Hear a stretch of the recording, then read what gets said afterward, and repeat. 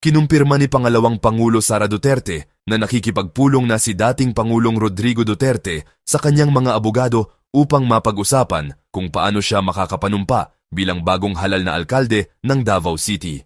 Ayon kay VP Sara, personal niyang binisita ang kanyang ama sa isang bilangguan sa The Hague, Netherlands. Dito raw ay inihayag ng dating Pangulo ang kanyang matinding hangarin na makapanumpa sa simpleng pahayag na palayain niyo ako at manunumpa ako.